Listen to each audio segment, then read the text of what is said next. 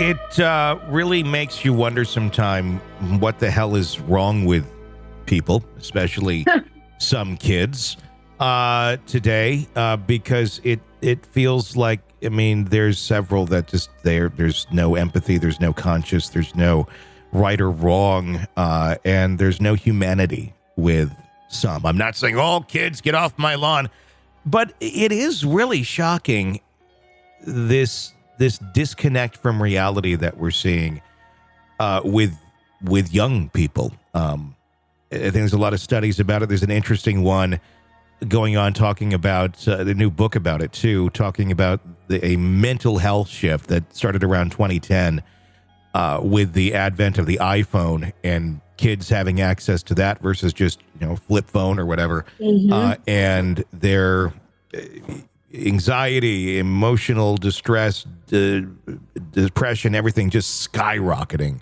amongst the group of kids who've grown up since that point in time, compared to the same type of kids that saw a world previous to it.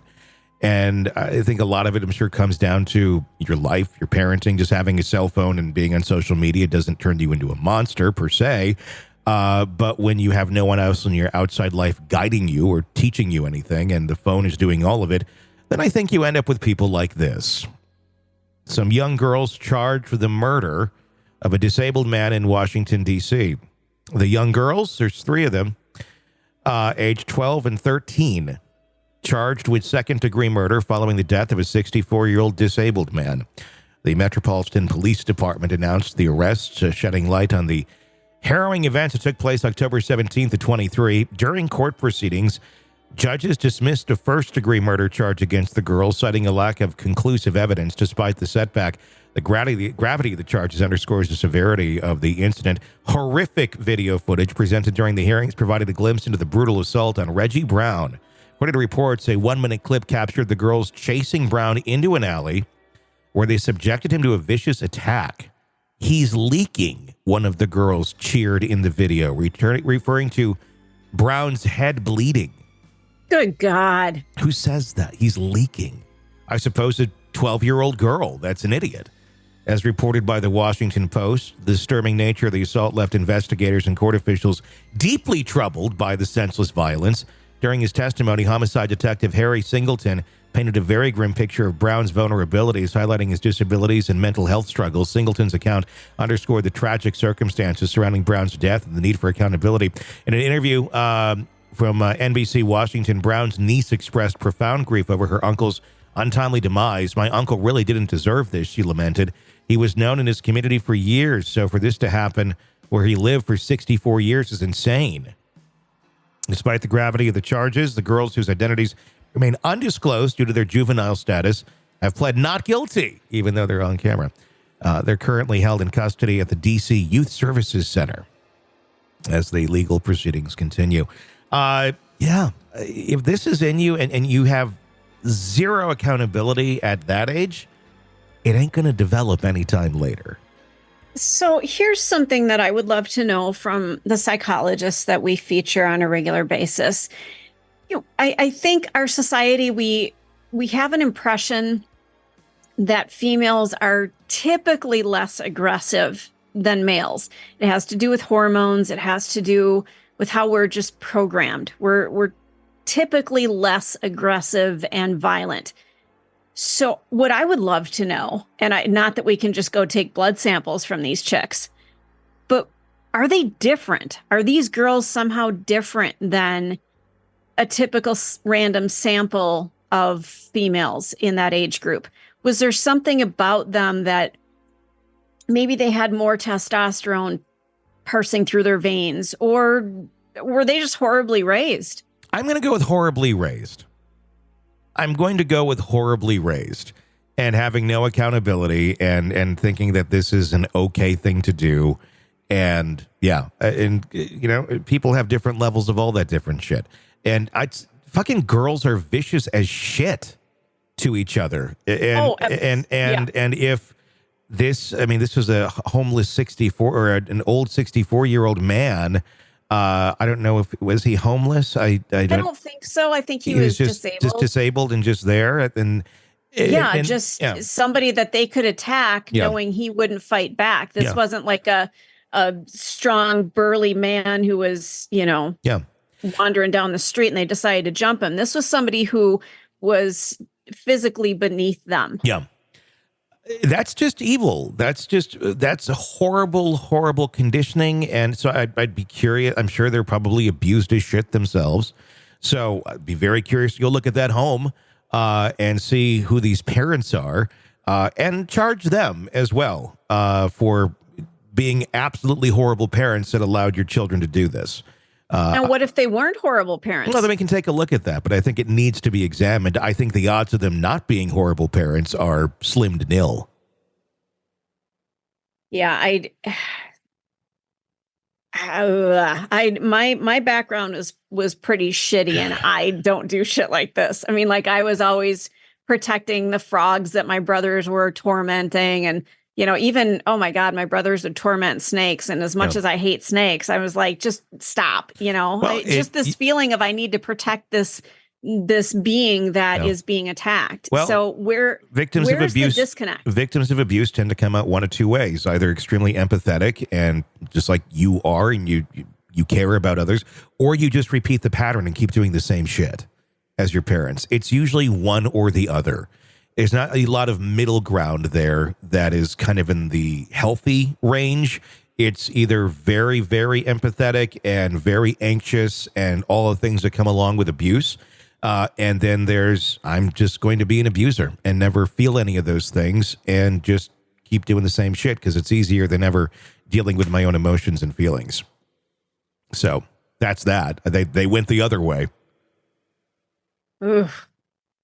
It's really frightening.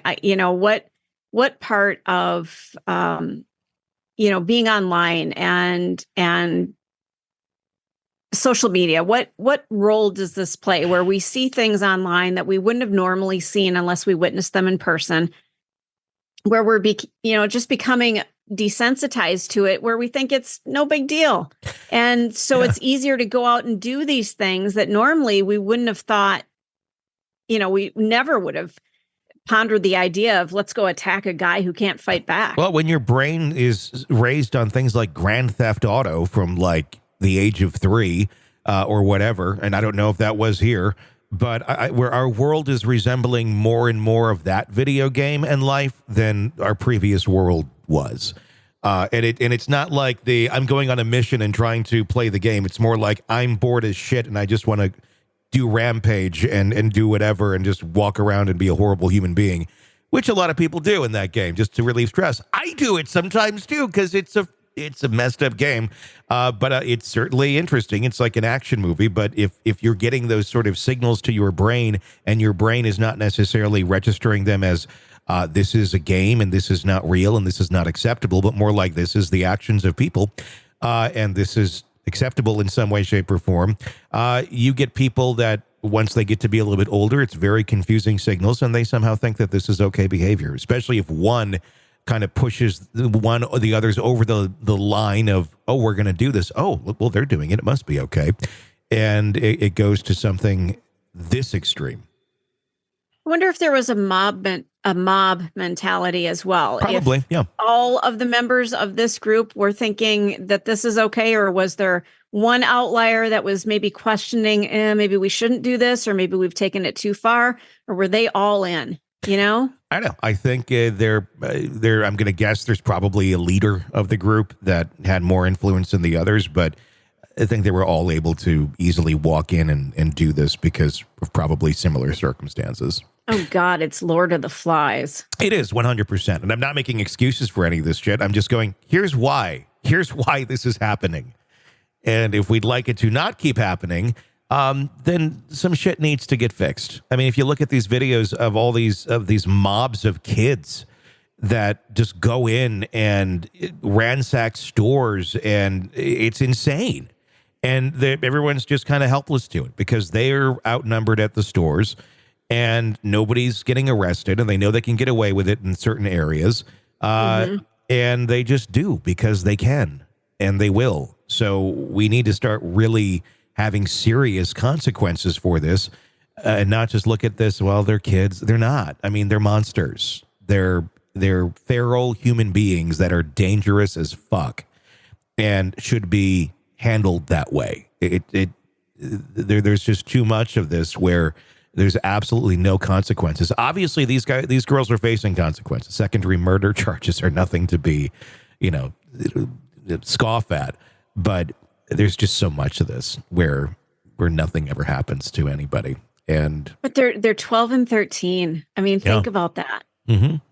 Their lives are over. Yeah. Ugh. Yeah, and probably rightfully so. Yeah.